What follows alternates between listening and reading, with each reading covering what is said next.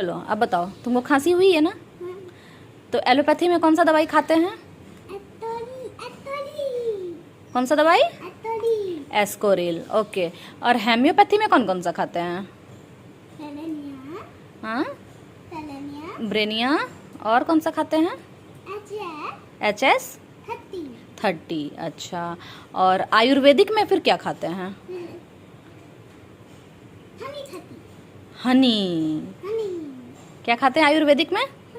तब क्या होगा? खांसी ठीक हो जाएगा। तो रोज तुम क्या कर रहे हो? खा रहे हो क्या? हाँ। खांसी ठीक हो रही है? हाँ। तो सबको यही खाना चाहिए। तो सबको बोल दो ऐसा कि किसी को भी खांसी हो तो ये सारी दवाई खाइए। बोल दो। बोलो।